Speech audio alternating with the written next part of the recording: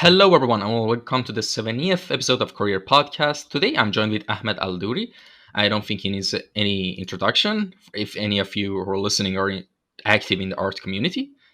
And he's an art instructor, concept artist, and YouTuber from Ohio, United States. Now, with that small introduction out of the way, could you please give us a little introduction on how you got into visual arts and design?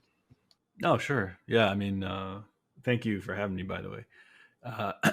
Let's see. I mostly what I would say is that I grew up always obsessed with art, comic books, Spider-Man, Batman, drawing, Power Rangers, and so um, I would pursue that a lot, and I ended up taking it really seriously in high school by getting a tablet, a Wacom tablet. It was like a big, not a big one. It was a small.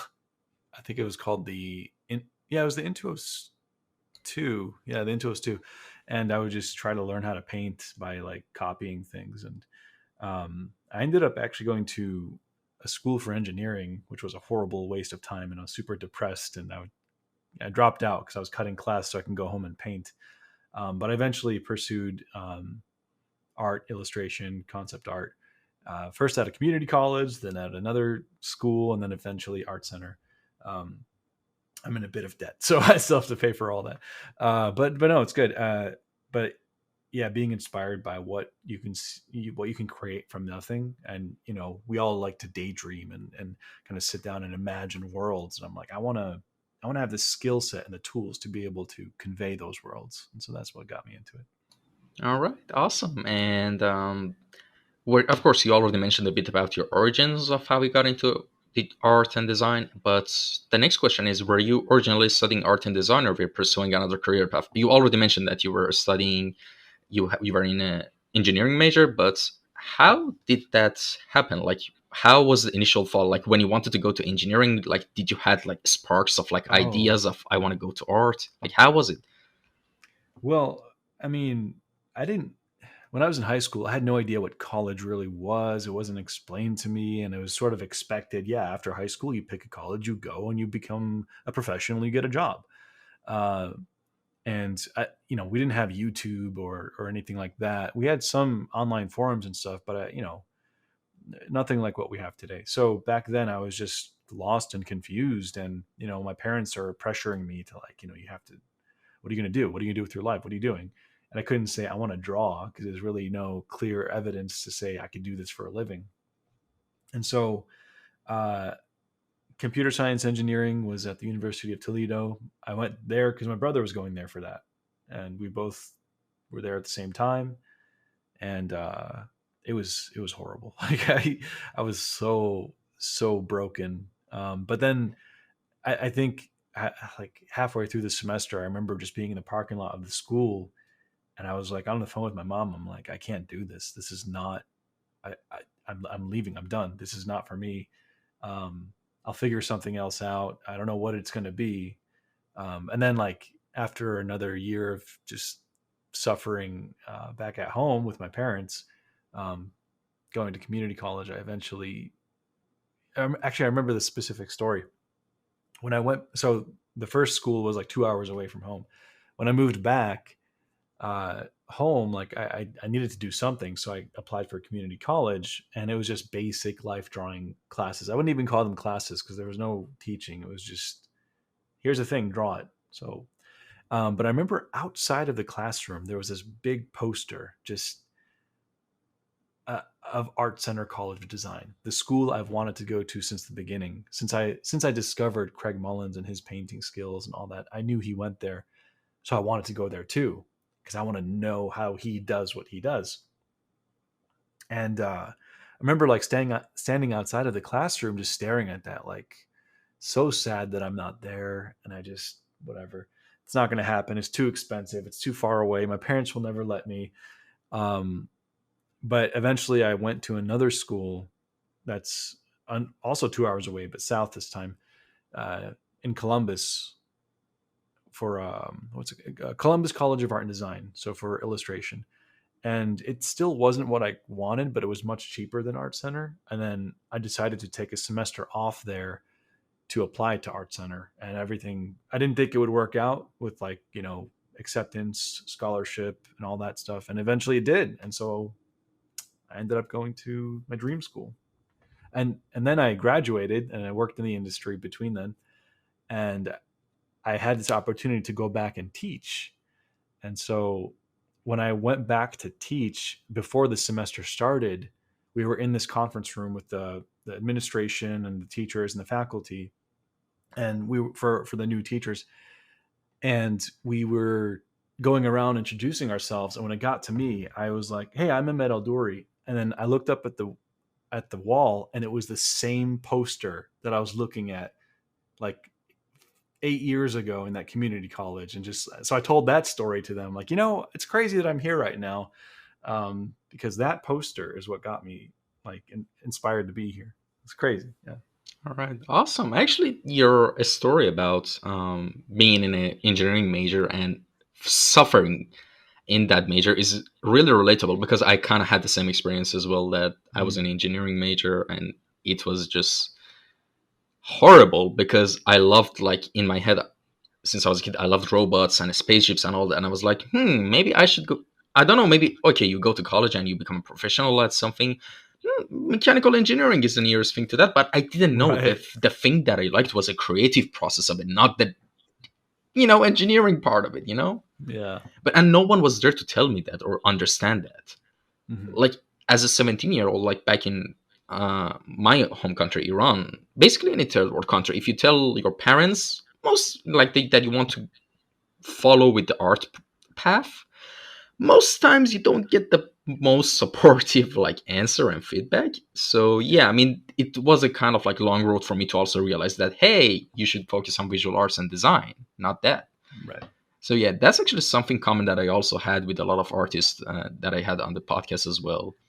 Especially from our part of the world. Yeah. The Yeah. Middle Eastern, I guess, Attitude. expectation is architecture, doctor, lawyer, something that you can buy a big house with. Yeah, So, exactly. To have financial stability, that, like, that's the first thing. Like, mm, just be dead inside in that job, but it's good you have financial stability at least. right.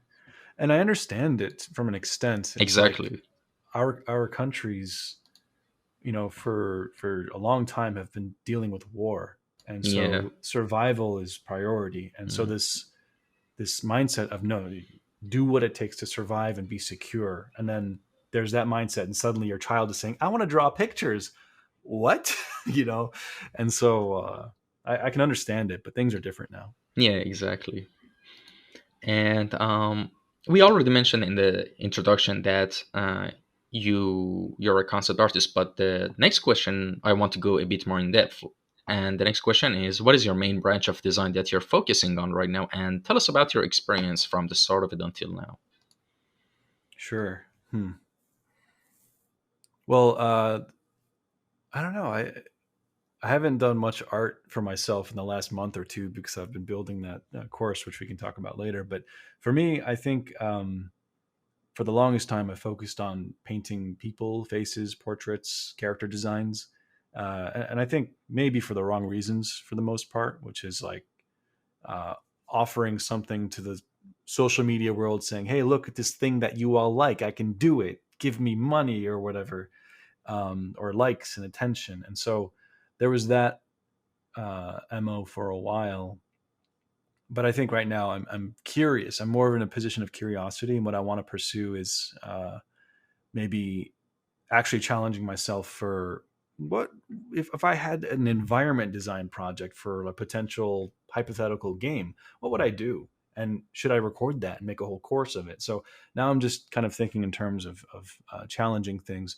But I think the overall umbrella to that question is that world building. I love this idea of world building, tackling ideas, especially themes of, I've dived in a lot about mental health and therapy and thoughts of like self-worth and why we feel the way we feel, especially coming from warring countries. There's a lot of trauma that that our parents inherit, so therefore we inherit. And I think we have a obligation to course correct that. And so I'm curious to explore that for myself and depict those things. And I did it a little bit with my Inner Demons project, but I want to kind of go a little further on topics such as narcissism, codependency, you know, um, and I don't like that it's called mental illness, because it's more of just a nervous system neurosis, neurology situation. How, you're programmed by the traumas that you have, and I think I want to find a way to incorporate that with my storytelling. Yeah, that's actually a really interesting idea. Now that you mentioned that, I've been recently also been contemplating and meditating on the subjects a lot, and Mm. what I came to realize, and not to get too philosophical, by the way, and I don't want to go Mm. on a rant, but the You could. core, that Mm. sounds awesome, all right. Yeah. Um, but the thing is that the core of most of our problems, each individual problems, not necessarily collective problems as a society, is it all stems from the ego. Yeah. And I think once some there will come a point in life, in everyone's life, that they kind of have an ego death, to say the Yeah. least. And by that I mean they realize that they're not who they think they are, you Hmm. know like they're not this actual character with the name that they're born with, and just they wake up every day, try to find the stability for it. You are, like, as I said, I don't want to get too philosophical, but Dude, I love this stuff. Let's talk about that. awesome. Unless you don't want. Yeah. No, I mean, it's fine. i'm, Yeah. I'm down.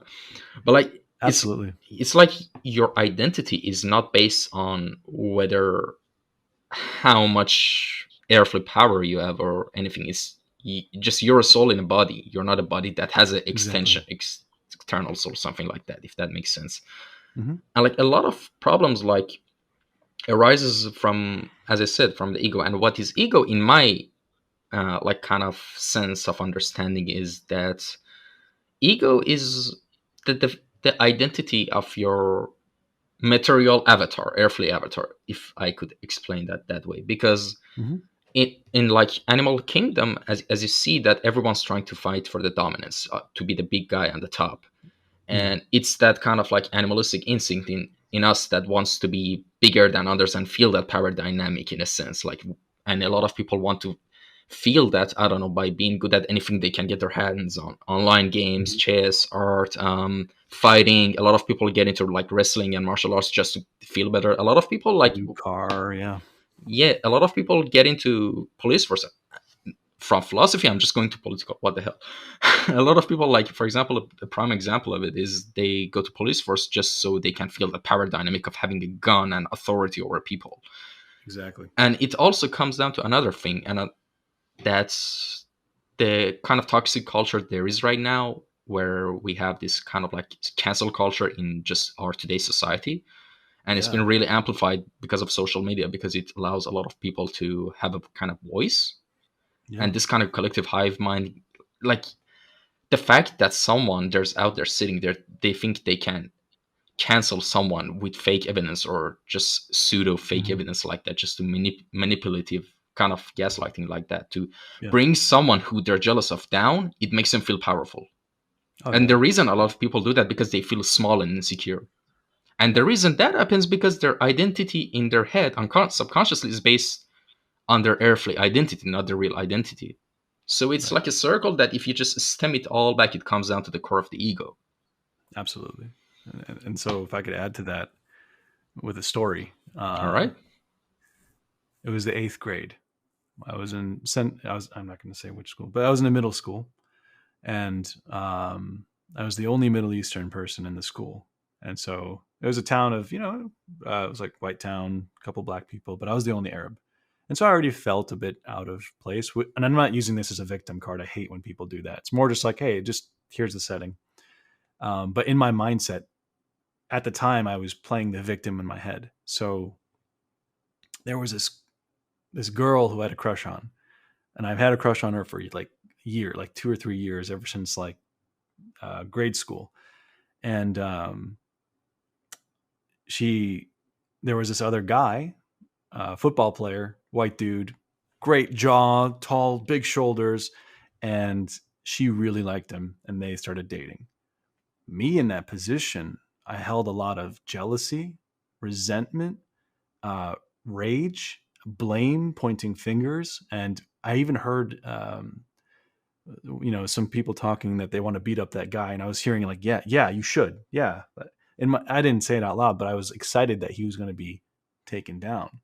So that's the ego playing. That's the survival ego.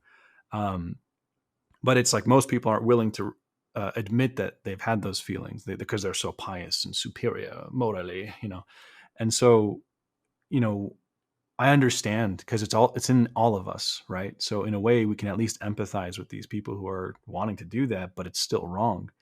Um, and you're right. I think because if you take away the whole social aspect, if you're just a human on an island, you don't really need an ego. You just need food and you need to survive, right? And you might develop an ego and wanting to feel superior over some coconuts or something, like in Castaway, like how he had that relationship with the ball, the Adidas ball. Wilson? No, the Wilson ball. Yeah. Yeah, the Wilson. And yeah. And so the moment you introduce interaction with other humans or other beings, suddenly, you know, we want to feel safe and accepted, right? And so if you start seeing, oh, you're only safe and accepted if you're providing something, whether it's sustenance, protection, beauty, entertainment, something, you start to develop like, oh yeah, I can do that. And whatever it is that you're putting forward is the ego. It's like, here's how amazing I am. I'm included too, right? Or you need to like my videos because I'm this and that. And so it is coming from a survival thing. And so when I think of ego, I'm not always thinking about the whole selfie thing, like look how cool I am. Well, it's part of it, but it's more that we all need to survive, and that's how it manifests in one way. And actually, sorry, can you hear that? It's the air conditioning. I don't. No, no, no. Okay, It's good. fine. It's fine. There's Right. no background sound. Yeah, and so with art, for me, my compensation was the art. Like maybe I'll be accepted in the world because I'm such an outsider to begin with. If I just proved that I'm this cool artist, and it worked in middle school and high school, I was known as the artist, and which is amplified worse if your family and your culture isn't resolved with their own traumas, right? And so that's why I think we need to course correct. So therapy, whatever means of healing, meditation, going to Buddhist practices. I don't care. Just we got to work on it. Yeah.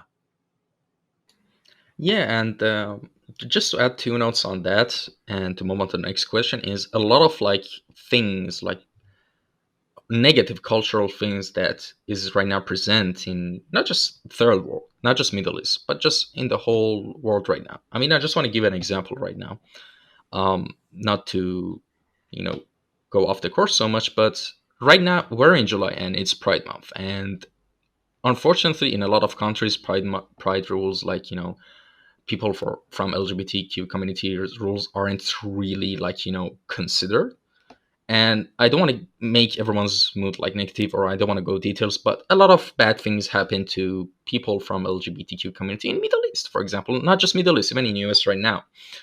And for example, why did I mention Middle East is because one of the main reasons people are so like under threat, their livelihoods are under threat, there's so much hate crimes against them, is because, for example, their family finds out that their son or daughter is gay, for example. Mm. And well, they're in their head, they're like, oh, our honor is under attack and we should Right. somehow do something. And a lot of times these people get murdered by their families and relatives. Yeah. That's an unfortunate thing that That's happens, sad. Yeah. and it's all because of ego, and this, all these feelings, and the reason that you need to hate someone so much because of the way Social they're survival. born is just because you don't want to look small in comparison to the other idiots around you. Right. Like, Right. sorry for, getting a bit No, I'm riled I'm up. with you on that. Yeah. Sorry for getting riled up, but it just makes me so angry, this stuff, when I hear them. Absolutely. and Yeah. and the second note I wanted to make is that, in opposition to ego, that a lot of people do things for ego, like when you ask someone most times that, hey, let's play backgammon, they usually say yes, but when you ask them to play chess, a lot of times they say no, or mostly, I hear, oh, you know what, I used to play chess but I'm not good anymore, and and it's an ego answer, because the winning or losing is important to them, because Oh, I know if they lose, backgammon's random. Yeah. yeah, because if they lose, it subconsciously they feel small against the other person. Right. But with it backgammon, if they lose in backgammon, they're fine. It was luck, whatever.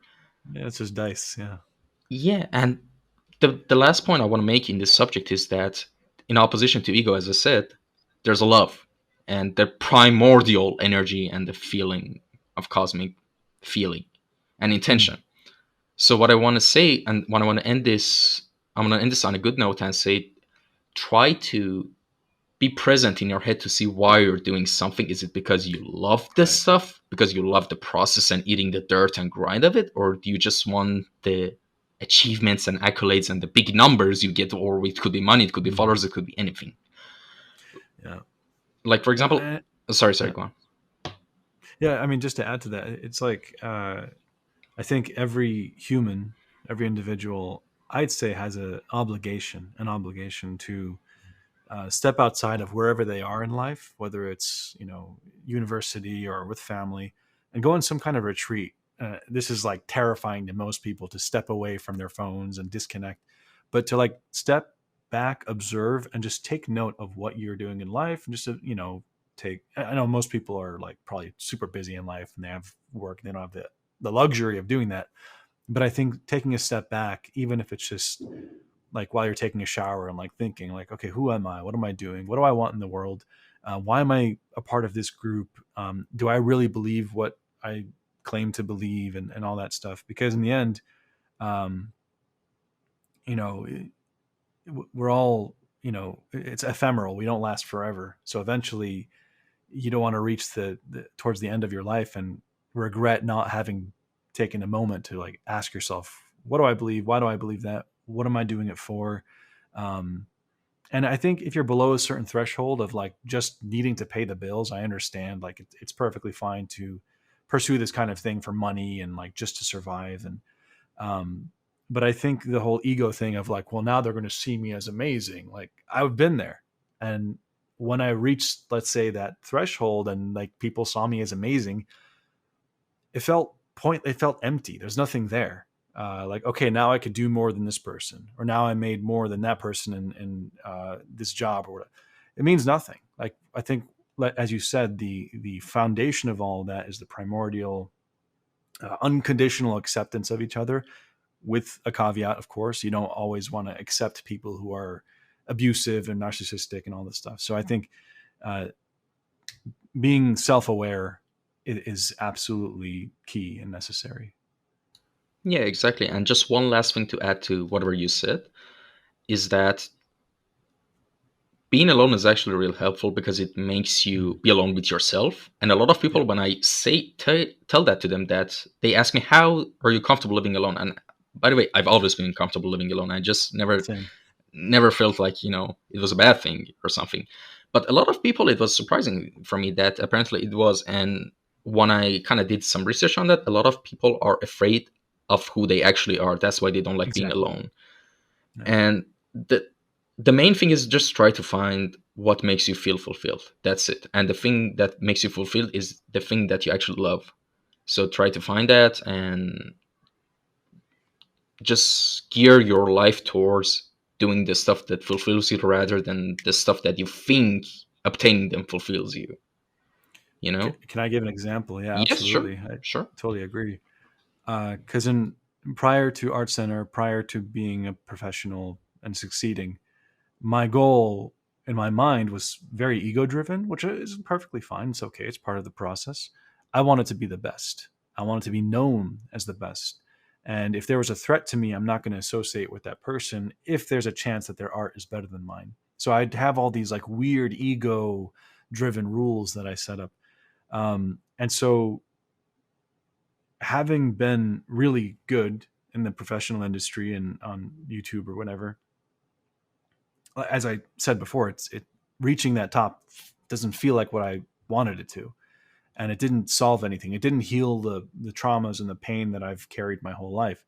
Then I realized that it wasn't fulfilling, and as I navigate, I find the things that are actually fulfilling is, I know it's cheesy, but the human connections. And so I've I've taken on some students, who I see are struggling the way I struggled, because certain people who had abusive parents, or like didn't have the world fed to them very easily, and so for some reason I like empathize with that. Obviously I can't do that for everyone, but when I'm taking on a person and saying, look,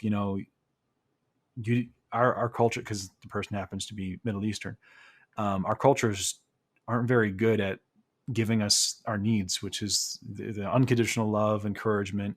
Because instead, what he got and what we usually get is like belittlement, judgment, negative response, like, yeah, you'll never make it, you should just become a doctor, or what do you think everyone's going to think of you as an artist, or you know and it's very hurtful to hear that from your family, when you're like, hey family, I want to do this, and they'll look at you and like, ugh, really? Ugh, don't embarrass us, just go get a real job, whatever it might be. Or if they've suffered from abuse. So for me, like, it's as though like we're all trying to climb out of a hole. Some people start off at the top because it's life is a little bit easier for them. Some people are pushed down in the bottom right when they're born into this world.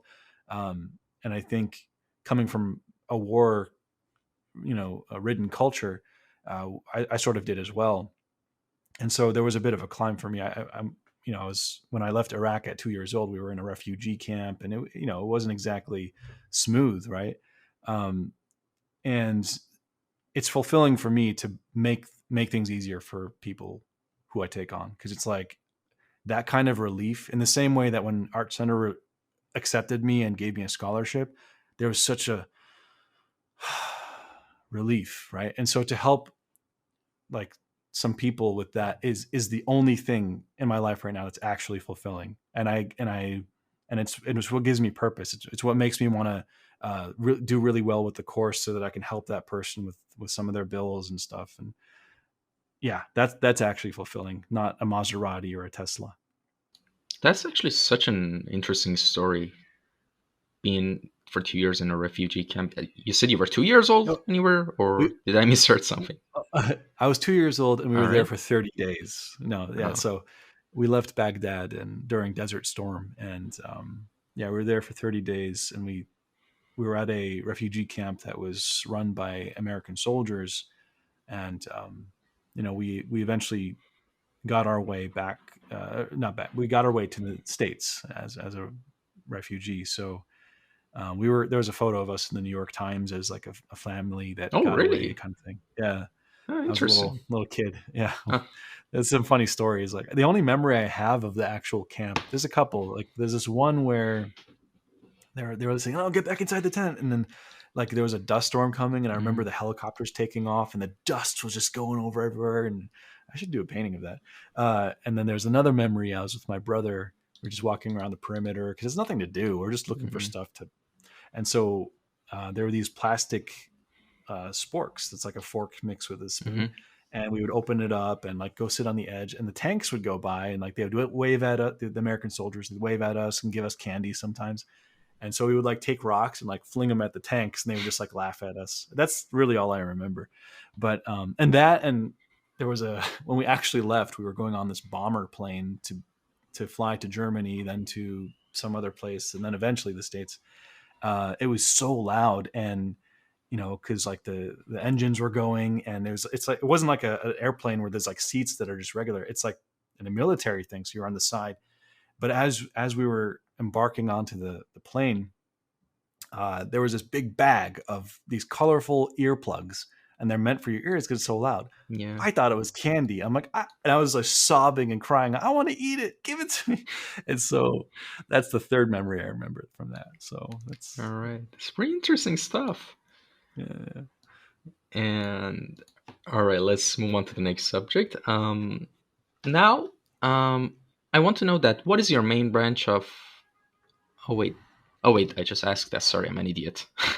It's All all right. good. The next question is: how does your design process usually go? Anytime you want to start working on a design project, it could be a commissioned work or your personal work. How does your design process go? What steps does that consist of? Yeah, there's a couple ways I go about it, and a couple ways to do it. I could talk about how I did it when I was at a studio, and like for example, when I was at ArenaNet for Guild Wars 2.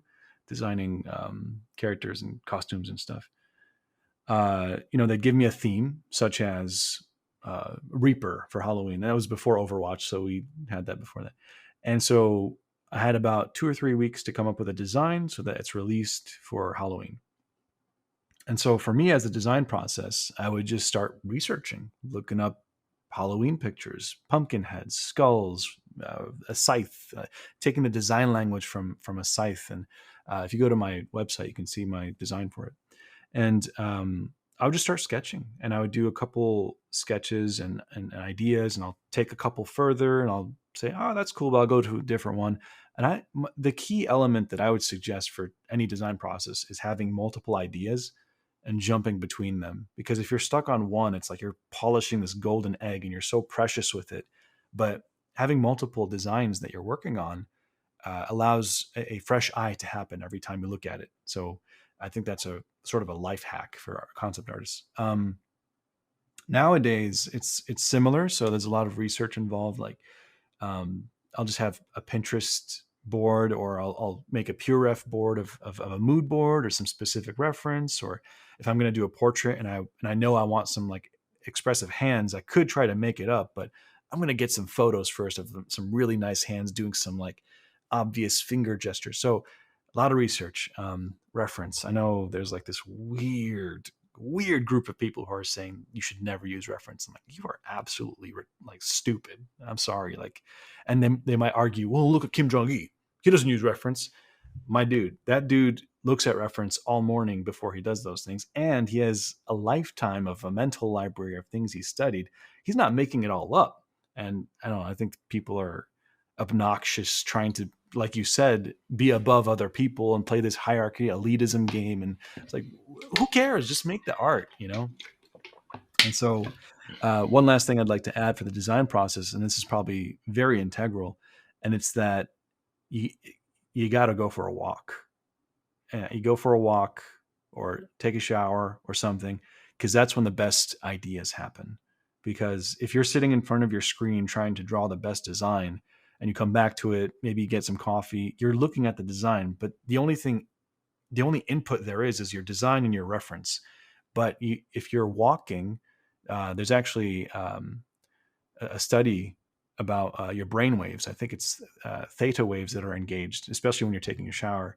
And when your brain's at that frequency, you're at a relaxed state in such a way. It's the same kind of brain waves as when you're having a REM cycle and sleep. And when your brain is in that place, you can kind of look at things from a different angle. You can think about different ideas. And that's, I believe, where creativity really happens. It's not just, oh, here's the perfect reference, let me draw it. It's letting your brain be in a position where you can optimize your design, optimize your story, your layout, your words, your title, whatever. And so going for a walk, exercising, looking at nature. Like 2 days ago, it was raining here, so I opened my door and I just sat in the like at the porch, like looking at the rain, and that gives me way more creative input than and feeling than looking at a very cool image on ArtStation. Yeah, that's actually such a good point. And just to add on the take a walk thing you just explained, is that I think the main point with that is that when you're in the shower or when you're just taking a walk, as you said, you're kind of in the flow of doing that. You're not really thinking about anything else, because you're focused on just washing yourself or just walking. Or and I Mm-hmm. think that flow state is a thing that really releases a lot of potential in your mind. And actually, just Mm-hmm.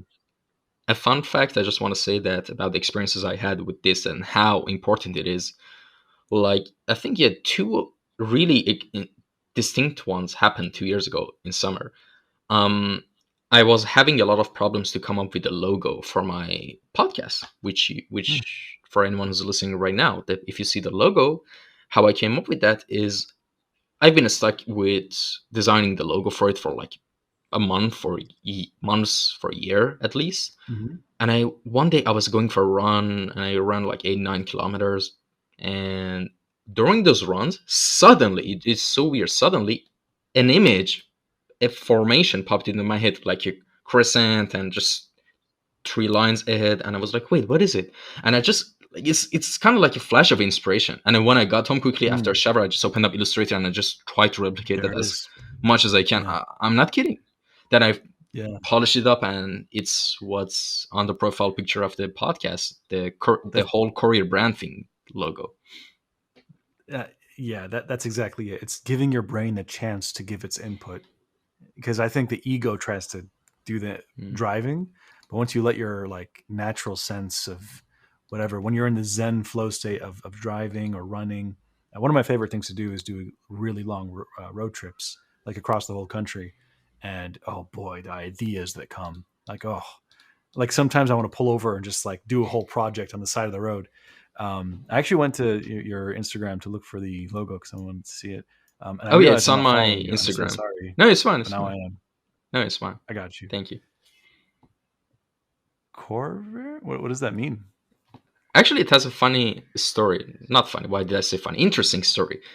Hmm. Um, so my favorite video game of all time, which is still is today, is Fallout New Vegas. And in Fallout New Vegas, the title of your it's a role playing game, and the title of the protagonist that you're playing is Courier 6. You know, because we're the sixth courier that were supposedly needed to deliver a platinum chip. I'm not going to go into the lore of the game, Yeah, sorry. yeah.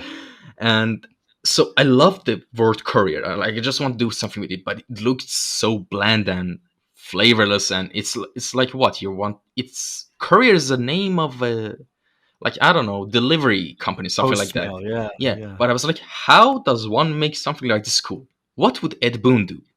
For those of you who don't know, Ed Boon is one of the co-creators and the big brains behind the whole Mortal Kombat franchise. Hmm. Write every word that's with C with K, and there's courier. Yeah, You know? that's funny. Okay, cool. Yeah, I see it. It's a nice logo too. Yeah, thanks. And courier, like, initially, the first it was going to be, I had in mind, and I still have, to, like, one of my big aspirations and dreams is to have my own fashion brand. I love t-shirt design and stuff like that. And initially, I first made a page for my t-shirt designs, Hmm. and the reason I picked courier because I was like, every t-shirt is the courier, like the actual courier of a meaning that you're wearing, so in a sense, Okay. like, I came up with like some sort of dynamic like that with it. Cool. Yeah, it's cool. And that's It's the like it's story of. also an idea that you're delivering a podcast. You're delivering our message, so Exactly. it's got like a lot of meanings. And It's every cool. guest is a courier of a message. See, it works really Yes. well with stuff. Clever, aren't you? Yeah. Yeah, you got a lot of people on the podcast. It's cool. Yeah, we're actually episode 70 right now. And funny thing is that in the beginning of the year 2021, my first episode was episode 14 with Rene Sheffins. And I was writing down my, long year resolutions. And I was like, with podcast, if I could get to episode 50, that would be a huge achievement. And Mm, we're at episode 70, and we haven't even finished the first half of the there, year. there you go. Yeah, Um, congratulations, man. thanks. Cool. And actually, I love doing it. That's one of the things I want to mention on top of the Hmm. whole ego thing we just mentioned. I'm not doing it because for the sake of followers or anything. I'm just doing it because I genuinely love talking with artists and learning from them, and Yeah. also sharing it with other people. Because I'm sure I'm not the first person who asked you for a podcast. You're a well-known guy in the industry, artist in the industry. But like, Hmm. imagine there's a lot of like small artists, that are not recognized, and they might have some sort of nugget of value in them. Hmm. And like, Yep, yeah. the main thing I'm going with that is that everyone has something interesting we can all learn from. And Hmm. like, when I invite someone, I don't care about their followers or anything. I have people Yeah. who even had like 46 followers. Because I liked something. If there's a creative juice Hmm. in someone, I want to talk with them because I'm sure Yeah. there's something unique insight and perspective on things they have, you know, Right. that we could all That learn totally from. makes sense. Yeah, because I think if you're in the mindset of clout, followers, you know, being attached to big names, it's Hmm. like, yeah, we're only interviewing PewDiePie only. Uh, I don't know. Yeah, you're right. It's like it misses the human element. It's Yeah. like if you play the game of only top artists only or whatever. Uh, I don't know. Yeah, you do miss out on like just like getting to know people and seeing what the us regular people have to offer. Yeah, exactly. Yeah, And it's time to pray. Oh yeah, you can actually hear that. Yeah, yeah. I haven't heard that in so long because I'm Oh in really? America. Oh, it's kind of nostalgic for you then. Yeah, I was in Egypt before when I was in high school, and that was the only time I heard it like outside like that, where it's normal. Yeah, in Sunni Muslim countries, you hear it 5 times a day, which is Turkey is a Sunni Muslim. But in Shia Muslim countries like Iran, I think Iraq is Shia as well, if I'm not mistaken. A lot of them are, yeah. Yeah, I think the majority is Shia. I think it's 3 times a day. Yeah, I think that's 3 times a day in Shia, Okay. if I'm not wrong. Hmm. And well, actually, in the next part, I want to talk about some of the your upcoming projects that you have. The first one I want to talk about is you're doing an NFT drop with Legend, if I'm not Hmm. mistaken. And for anyone Yeah. who might not know Legend, or like their name of the brand is LGND, something like that, but it's kind of written out as Legend. Hmm. Um, is a new solution, new substitute solution to the whole Ethereum blockchain controversy, which is, a lot of people, is one of the major controversies against it. Is Hmm. that the NFTs on Ethereum blockchain are super like destructive to the environment, which is technically not wrong. They're not wrong. Um, but Legend provides like a better technological solution without me getting into too much nitty gritty of the technical details. They basically make it Hmm. less destructive to the environment, and that of course is super appealing and to a lot of people, to a massive audience who want to get into NFTs, but they are afraid of the whole stigma of this environmental impact that Right. it might have. And with that achievement and milestone, they managed to attract a lot of top artists in the industry, and you were one of them. Hmm. Now, Hmm. I want you to tell me your whole opinion about this whole NFT thing, and Sure. also your journey, or how you first, Yeah. who first introduced you to it, how did you get introduced to it, and tell us about Legend. How did they contact you, or just the whole detail? All right, I'm Hmm. just gonna be quiet Yeah. now. Sure. Well, here's the thing. Like, so there was a time we all know when Twitter and Instagram people were enraged about NFTs, right? We can call that doomsday or something. I don't know. Uh, Regarding the environment, regarding scams, pyramid schemes, all that stuff. Even like one of my best friends, Cynics, he's very much not on board, and like he made a video about it, and we're still very good friends. Um, I was reached out to by Legend a month prior to that, so I had no idea that that was even going to be an issue. And part of the pitch that he's actually a lead concept artist or art director at Netflix, Ty. He reached out to me, and I've met him before at Lightbox, so it's like we have a connection, and we talked about collaborating on art and sharing knowledge and stuff. Uh, and so he reached out to me and he asked me, "Hey, do you know what an NFT is?" I'm like, "A what?" And he said, "So it's a non-fungible." And he gave me the whole spiel, and I was like, "Why would anyone pay money for a digital item? That makes absolutely no sense to me. That's the dumbest thing I've ever heard." And he's like, I know, I was the same way, and it took me months to wrap my head around it. And he like, and I just he said, get think about it, do some research, and get back to me. And in that pitch, he talked about the environment issue that Ethereum does, right? And it's like to mint something, it takes like, I mean, you've heard the numbers, right? A lot of power.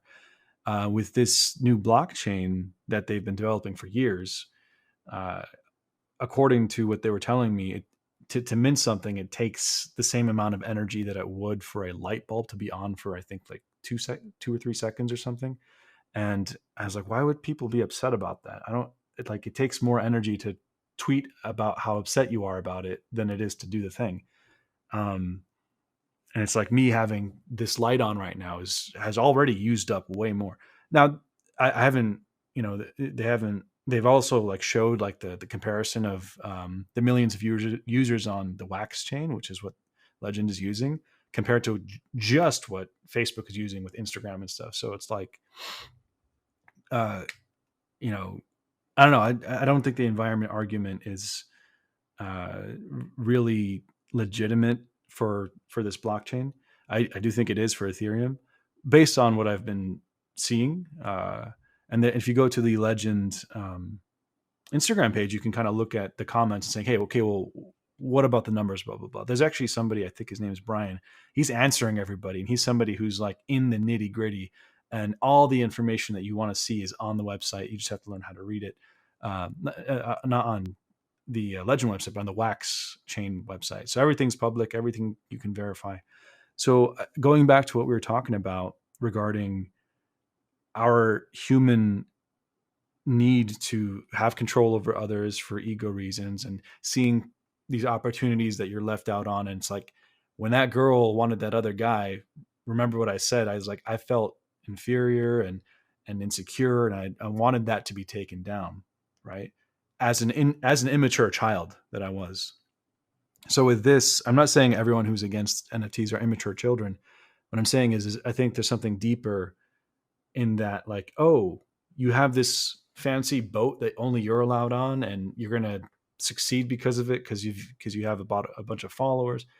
I understand that it's like, hey, that's really not fair. And I mean, implying that the successful artists aren't already having a bunch of unfair opportunities to begin with, I don't know. I think there's a lot of resentment happening there. But then there's the subjects. Let's say the environment thing is fine, but then there's the ideas of it's a scam, it's a pyramid scheme, and all this stuff. Which Stan Prokopenko on the Draftsman podcast addresses that, and I agree with everything he said on there. And even with Cynics's claims, like I see where he's coming from in that video, which I don't know. I think it's all being blown out of proportion, mostly because of the inequality that's happening. And there's going to be a natural inequality in terms of how everything's always distributed. That's how humans function. And it's like, well, no, everything should be fair and equal. Well, if that's the case, then you have to stop having favorite artists, because you have a favorite artist and you like their work, well, someone else will too. And that artist, because you voted for him by liking and following her work or his work, they get elevated. And once they're elevated, then things are easier for them. So it's like, we all have to agree that everyone is equally the same, or we have to all agree that, yeah, sometimes we have favorites. Anyway, I'm not trying to use that as like a defense for NFTs, but rather, I don't know, I just see it being blown out of proportion. And like explaining it too is kind of weird, because to begin with, money itself, we humans made it up. It's just an idea, it's an illusion. Like if you gave me a piece of gold, I don't really care about it. It's just shiny, right? But because we agreed that this piece of gold is worth 20 meals, it's like, oh, okay, I agree that it has value now. Same thing with dollar bills. It's just an idea we all agreed on. We made it up. It's just a system. And in a way, I know this is a very oversimplification of it, but NFTs is kind of like, it's code, right? It's just digital. And for some reason, in this domain of Wax or Bitcoin or whatever, the people there agreed that it has value. And because they agree it has value for them, and therefore it's tradable.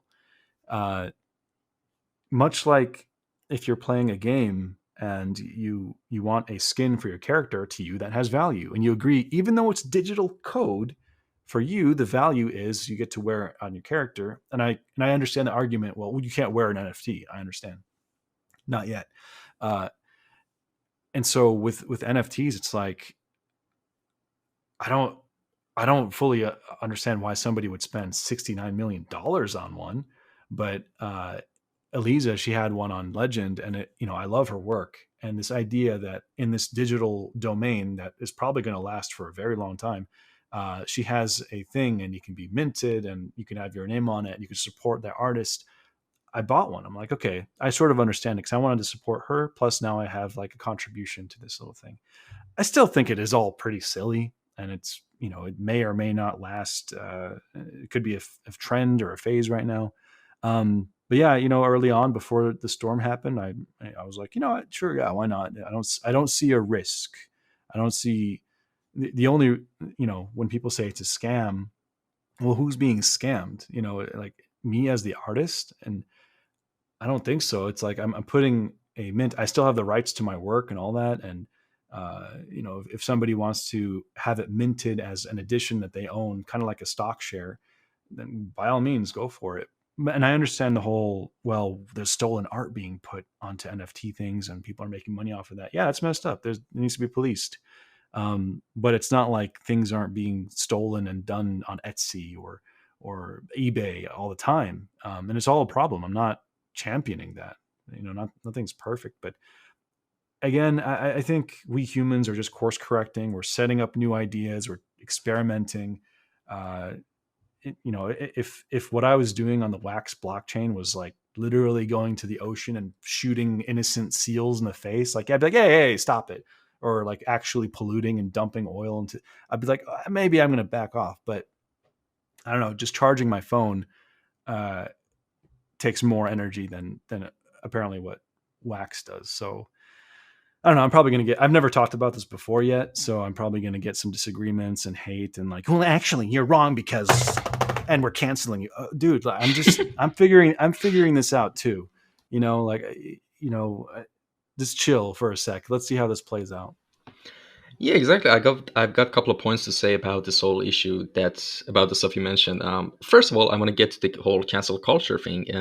It is so true. Actually, I talked with a lot of artists that came on the show, and they say they don't want to get into NFTs because literally they're afraid of being canceled. You know, because Mhm. even talking about it, sometimes they get a lot of hateful comments and messages that, oh my god, why are you doing this? It hurts the environment. You've always been this kind of person. I knew it. Messages like that.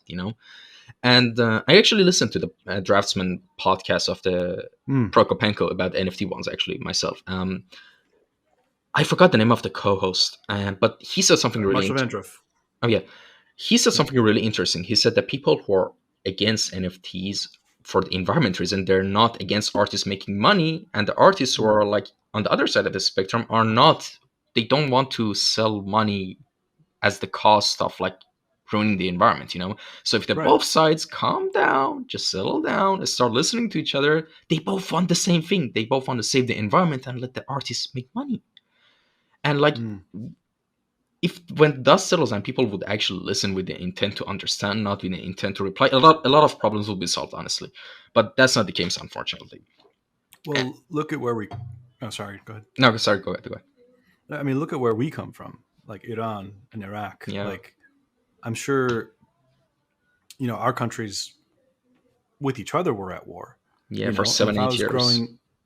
if I was growing up and I was told like, yo, those Iranian, they speak Farsi and they use Arabic, but then I too would have been like quick to jump to like, yeah, screw them, especially if the social pressure is there. But if I talk to you and we're talking right now, we're the same person. I mean, we almost look the same. It's like we're just people, and I think the dehumanizing nature of social media is what's causing all of this. Because when Bobby Chu talked about it, everyone was hating on him. Not everyone, but a lot of people, and saying that he's a sellout and he doesn't care. Like, dude, this guy has done so much for the art community, and you're just so quick to just hate him for a cash grab. I mean, I don't know. It's different because if those same people were in a room and you saw the person who you're trying to cancel, which they don't want to do this because that humanizes the person. You wouldn't. It's very unlikely that you'd be like so aggressive and canceling. You'd actually have an opportunity to see the facial expression of the person and have a real human conversation. But with social media, what you're seeing is pixels, a little icon, and you're hating the icon and the idea behind it. You're not seeing the person, and we all dehumanize each other because of that. And so I think the whole cancel culture thing, if people are doing horrible things, absolutely, I think there should be justice, and there's people have a right for freedom of speech and talk about it. But if it's unjustified and it gets carried away and somebody gets fired for no reason, or they become a black sheep in a situation because some tweet from 30 years ago, not 30, but you know what I mean. um, I don't know. I think the bottom line is, despite how much evidence and justification you might have to hate somebody and be convinced in your head that they deserve to literally die, I think at the very least, what we have an obligation to do as humans is, even for like 2 seconds, 3 seconds, a minute, put yourself in that person's shoes, empathize with them, even if they are the worst person in the world.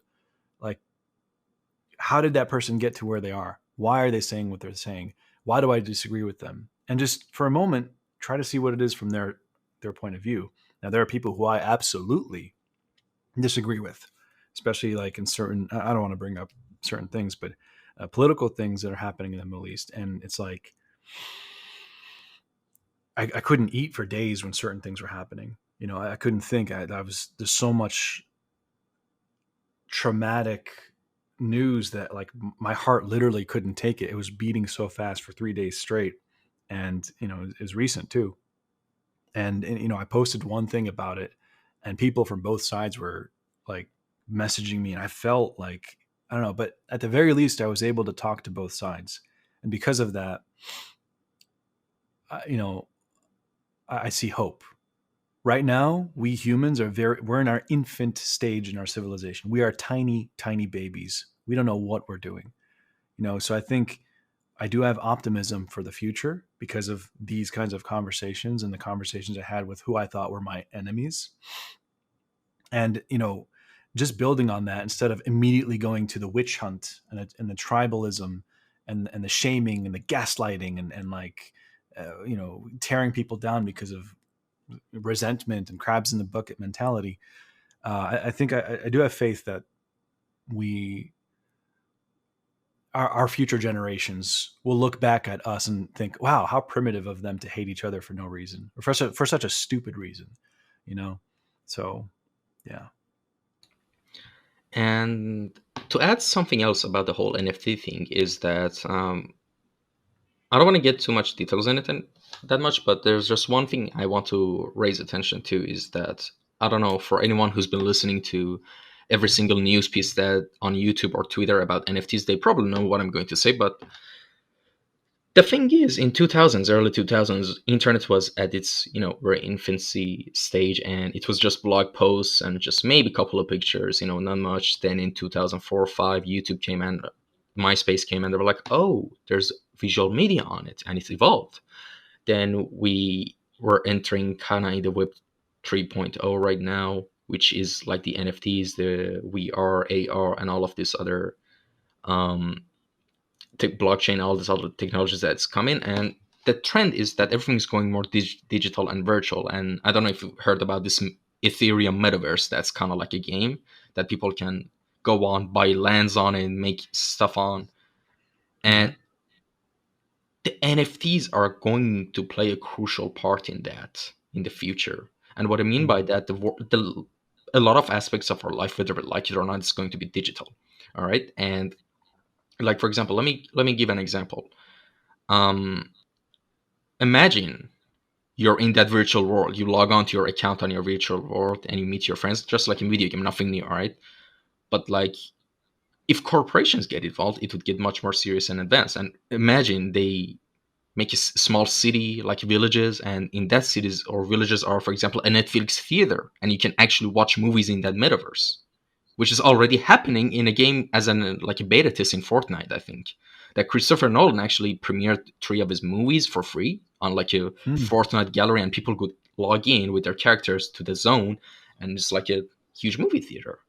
And it's not just that, there's so much insane amount of possibilities and potential things that we can do with this technology that is just mind-blowing, but people just tend to see, they can mostly understand and criticize the whole, oh, someone's getting rich off it, so it must be a scam, and just out of Mm-hmm. jealousy or like petty stuff like that. They just see the game of numbers. They're about the game of numbers, not the game of potential possibilities that there is to explore. Yeah, and it makes sense though. Like if I was back working 9 to 5, if I was working as a waiter or a mechanic, like something that you hate doing, and you're barely scraping by, and you have family that you have to support, and suddenly some artist just puts up one thing and makes $1 million, I'd hate the guy. Absolutely. Like, really? This is messed up. This is why capitalism sucks. Blah blah blah. I'll have all my reasons, and so I can at least understand that. Um, but I don't know how to go forward with that human condition. Do we just go full what North Korea is doing? Which, no, we should never do that. Uh, how much suffering should everybody have to endure? I don't know. Uh, some people get lucky. Some people are born 6'2" with like a full head of hair. I don't, I'm not that tall. I'm 33 now, and some people just have genetics that make life easier for them. If you're, more attractive or have higher IQ or something, which I know there's the argument that IQ doesn't mean it. It means something. It's measuring something, and if you're able to figure things out on an abstract level for IQ, you can extrapolate that for business and scale things up. So there's correlations between that. But I don't know. I think right now we're still in our monkey phase. Exactly. Uh, we have spaceships, but I don't know. Which I don't know if you want to talk about UFOs because that's pretty big right now. Yeah, I mean, if you want, we can talk about them. No, I don't. Well, I haven't really talked about this at all. I'm fascinated by it recently. Um, I mean, I've seen all the interviews with like the Navy pilots and like their accounts on it. I'm like, interesting. There's a misconception of, obviously, when you say UFO, people think aliens. No, it just means there's something on radar, on site, that's doing things that it's unidentified. It could be a trash can lid flying. It could be a bird. It just means we don't have data on what it is. But there's a lot of radar data and sightings, and I'm like, this looks cool. It would be so cool if we learned a little bit more about this. And the Pentagon has been releasing unclassified or declassifying certain things and saying, yeah, this is footage of this. We don't know what it is. And Congress put pressure on them during the December COVID-19 bill, saying that the Pentagon has to do a a declassification of everything or whatever they know about these well, they call them UAPs now, unidentified aerial phenomenons. We want to know what they are. Are they a threat? Should we be concerned? What do you know? Are they from Russia? Are they from China? Are they from somewhere else? And I'm like at the edge of my seat waiting for June 25th. Like, what are they going to say? So they're just trash can lids. All right. I mean, since you're really interested on this subject, I'm going to share something that I've never shared on the podcast, and I don't think anywhere online. And I'm not bluffing, actually. Um, I had a lot of people in my life, like older people than me, that had sightings of UFOs in Iran. Mm-hmm. And of course, you could say, "Oh, there must be old or something." No, not old people. Just normal age as us, middle age, maybe 40. My English teacher had told us a UFO story when he was 12 in the apartment complex where his family. He said like a bell-shaped thing flew by and just flew to the sky. And I had a UFO experience as well. Oh, yes, I'm going to explain everything. I have the full details. So it was, I think, I was I was 19. It was a spring. It was the spring holidays in Iran. Like, how in West, in Europe and USA, you have like the Christmas holidays, but in Iran we have the spring holidays because the spring is the first season of the year for us. Cool. And during those holidays, I'm originally from Shiraz. It's a city in the south of Iran. And we, for the holidays, traveled to Siraf. It's an old, really ancient port city in Iran. It's like 7,000 years old or something. It's really old. And we, on our way back at night, and it wasn't just me as a witness. It was my dad, me, my mom, my brother, and my aunt in the same car. So we were on the road. It was night. It was like, I think, 7, 8 p.m. And something weird happened. Like, imagine in front of us, there was like a saucer-shaped, green, bright as hell thing just maneuvered like this. Then it wasn't like a normal plane or anything. It did, and it maneuvered a bit over there, then whoosh, flew like this to the sky. I know a lot of people could just call my bluff, but I have no reason to lie. It happened. We all looked at each other. I was like, "What was that?" And in the second car back of us, it was my uncle, my second brother, and his wife, and they also saw it as well. And so, yeah, I mean, that was actually the only time I ever seen a UFO. I mean, like, you if Yeah. it was just a thing that moved like this, I was like, it's a plane or whatever. It's like you could even say it's an experimental plane, but it maneuvered like a 3D thing. Like I don't know how to explain it, you know. Hmm. And it went away. I wish I saw that. I mean, we Obviously, it was a drone that they ordered from Amazon, and somebody was just sort of control. yeah, Yeah, so yeah, that's crazy. Like I want to see it. You know, like I want to see the 4K footage that they claim to have. But yeah, that's an amazing story. Like I'm not going to say who, but I also had a family member in Iraq mm, have a very similar story to that. It was mm. colorful, it was changing colors, and it flew in ways that we don't have technology to do. So I don't know. I'm, you know, with how big our observable universe of 13 billion light years. No, it's long. It's bigger than that, but it's been in existence for that long. I think it's like 80,000 light years long, or more than that. But it's hard to think that there's no such thing as something out there. You know, It 100% um, is. yeah, it's like I can't prove it. So in the same way that growing up as a Muslim, they can't prove this the Is it belief in that we're. Quran? Is it mentioned in Quran? Like that's what everyone says in Iran or Iraq. Oh yeah, yeah. Well, actually, the very first line of the Quran is "Praise be to God, the ruler of all the worlds." It's like Yeah. and they're like, "Oh, that Interesting.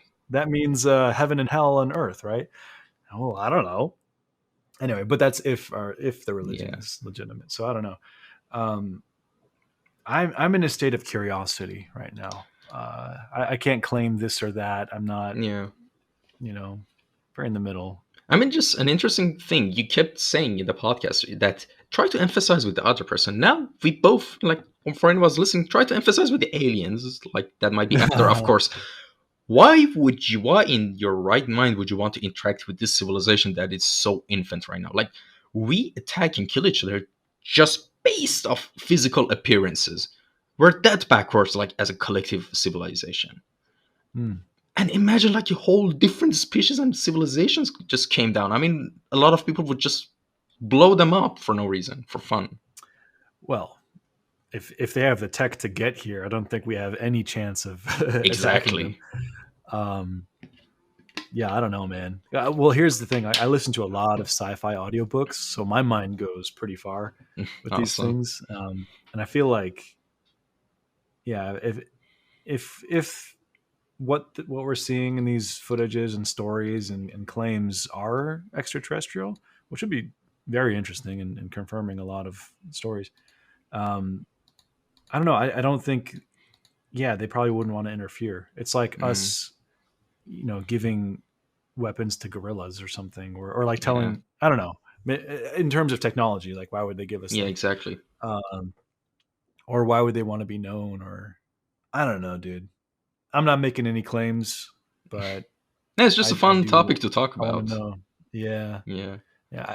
And I always have. I feel like I have to say these disclaimers because there's always going to be like that Someone people out looking at me and there, say, that "Well, person. actually, all right, dude. Like, calm down. We're just having a chat as if we're just hanging out." You know. Yeah, and Yeah.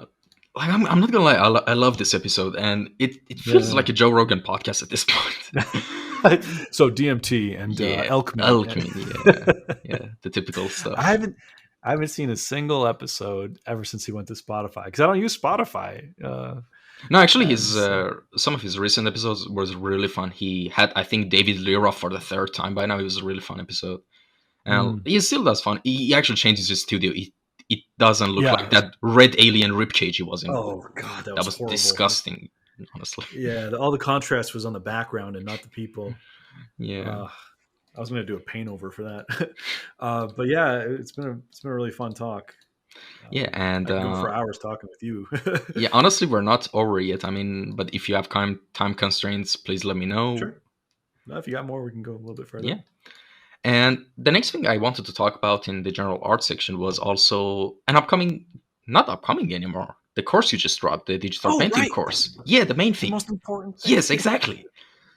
Well, assuming people didn't already leave this talk because of the NFTs and UFOs, yeah, on June 5th, 4 or 5 days ago, I've released my digital painting course that I've been working on ever since, like, a long time, and I've been wanting to make this accessible for people because I mean, I have a YouTube channel, or if you've ever seen my tutorials, it's very straightforward, and there's always people in the comments like, "Oh my god, I learned more in this 7 minute video than I did in my entire art school or something." And so I have a knack for teaching.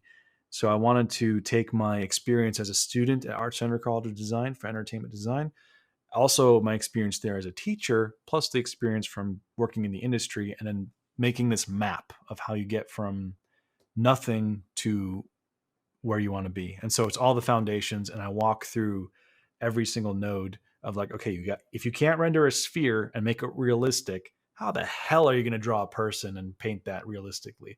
So we start off with basic shapes like spheres and cones and stuff, and then work our way to the skull, and then apples, and then we just do so much, and eventually get to a concept art project towards the end. So yeah, it's been and I'll send you an affiliate link if you want to be a part of that, and if you want to share it. So Oh, that'd be pretty thanks. cool. And yeah, so people are already on the community page. So we have like the lessons, and each lesson has an assignment. You do the assignment, and people share that on. It's kind of like Facebook, but Hmm. not so cringe.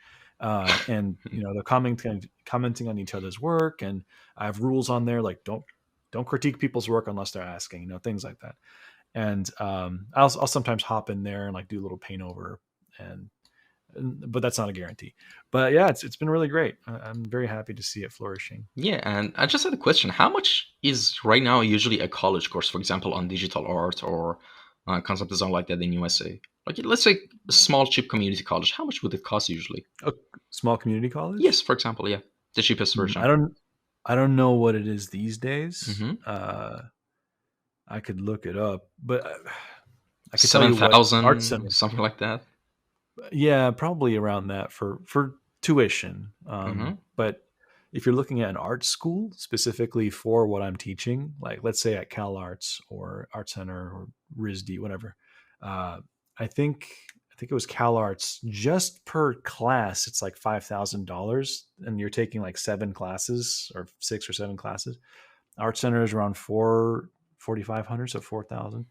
And so the cruddy thing about that is you don't know what classes you're taking. Like, so you might have your concept art class, which you're there for, but you have to take art history, intro to modernism, some other BS classes that are there just because of accreditation. And people who just want the actual knowledge and to become a concept artist, illustrator, splash art, whatever. Uh, in my mind, I just wanted to give them that stuff, and so I have much cheaper options, and also payment plans on my course, so you don't have to pay the whole thing right away. Yeah, and the reason I asked that was that there are like three different plans for the whole course, and like the complete edition, for example, which I think it's the thing I think that most people would gravitate towards. Um, I'm just assuming is the whole thing is just $330. The Yep. whole thing for digital, Yeah. for mastering, like having the whole content you need to master digital art. Whether then you can choose, of course, which sub branch you want to go specialize in. But the whole thing is just $330. Like it's crazy. Mhm. Like not just that, like for example, there's another guest I had actually. A recent post you did was a reference photo of her, Rachel Bradley. She Yep. also does a lot of like reference packs for sale for just so cheap, and they're so Hmm. professionally made. And like Yep. another guest I had, Diego Lucia, he has courses for figure drawing and just figure drawing and sketching, but they're so detailed and amazing for $200, so cheap, all of them. I And wish I had this when I was learning. yeah, exactly. And so, I mean, of course, it's natural that I, of course, try to sell out as much as possible the guest that is on to, make Thank their you so sales go much. Yeah. naturally. But Yep. honestly, genuinely, they're great courses. I mean, you could Yep. just give them a look. I'll Thank you. share him in the story so you Thank you guys so could much. see it. Yeah. And this isn't just me just trying to, as I said, Mm. just say it. Like I'm being genuine right now for anyone who's Thank you. interested. Yeah, there's 3 different tiers. There's complete edition, as you mentioned. It has all the Hmm. course material plus extra footage of real time, because a lot of people want to see. Well, the whole thing is already in real time, but they want to watch, like, for my actual paintings, like step by step, actual new layer. How what brushes, like, okay, which angle is he painting? So like, there's a lot of that content. But also the complete edition gives you access to 6 classic Gumroads of mine, so that's included. The basic is also there, but it's just without the extra stuff. Then you have Legendary, which sold out within minutes. It's way more expensive. It's like 1,200, but that's with every week I'm going to meet with these students and critique their work and have a good time. So, Awesome. but yeah, And another thing I want to mention is that also you already mentioned your Gumroad, and guess what? Your YouTube. I think you're one of the OG YouTube channels, because I think in one of that's fair. your popular uploads, it was from 13 years ago that you were just Yeah. uploading art tutorials, like since what, Mm, 2007, 8. That's crazy. yeah. And even if you don't want to buy the course, you can just go into Gumroad. There are like really cheap, like sketch packs, brush packs, and stuff like that. And guess what? His main Photoshop brushes are for sale for nothing, just $0. So there's no barrier of entry. You can just get that brush pack and just go to his YouTube channel and watch the tutorials. Yeah. Yeah, I mean, if you don't want to pay or don't want to pay, you win with Ahmed Aldoori. So Yeah.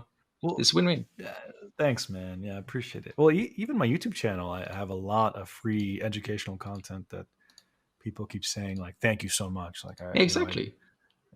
but I did that on purpose. It's like I wanted options. Like there's this free stuff you can learn, and there's stuff that I want to put out there so that I can buy some food. You know, uh, so yeah. All right, two last things before we wrap things up. First, any advice and tips for a good portfolio and resume for artists? Oh man, I should just make a video about this because I get that question a lot. I don't know. It depends on what you want to do. I'd say try to be smart with what you want to do. Like if you just want to get a job, pick something that is likely to be hired for, such as like maybe there's a mobile game company or something that you could do illustrations for, or maybe you want to work at Blizzard or Riot, as most people do.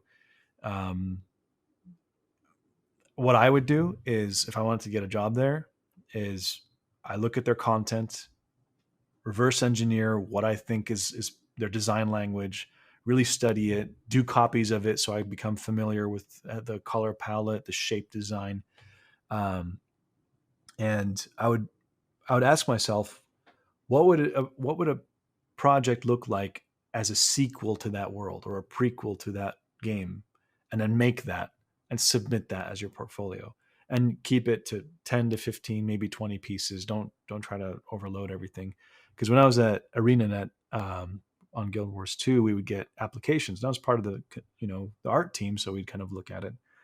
And if there's just too much stuff, I'm like, and it's more quantity than quality. I'm not really intrigued or impressed. It's like, how are we going to use this for our project? And so you have to bring something to the table that's useful. So, for example, let's say like, okay, well, I just want to do pretty illustrations. Well, pretty illustrations isn't really going to get you a concept art job. A concept artist is saying, okay, well, I have an idea. Here's the concept, and I'm going to flesh it out like this. Here's what it looks like from here. Here's what it looks like in game. Here's how I would model it. How many, maybe go as far as to like model it. I don't know, or hire a 3D artist or collaborate and say, hey, look, I bring this to the table. I think I would be a good candidate for your project, kind of thing. And that could be for anything. That's if you want to work for a specific company or games in general or movies. Look at the projects they have and then expand on them. There's that. If, however, your portfolio you want to do for, let's say, I don't know, just your own kind of style and artwork or whatever, maybe you want to do the entrepreneurial route, do YouTube. I'd say make your portfolio be whatever you truly feel is you. You could say, oh, well, everybody likes pretty girls with rim light on them with like some glow and color dodge. Cool. Yeah, that works. It's guaranteed. Sure, fine. But it's really obvious when you're copying the big names, and people can tell. And so like, I mean, just scroll through Instagram or ArtStation. Like anybody could say, oh, that person's just copying Sam does art, or that person's just copying Ross draws.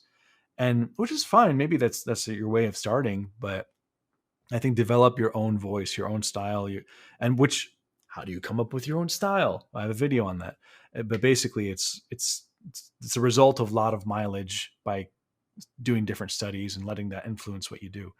Uh, but yeah, I mean, resumes, I don't have any advice for that.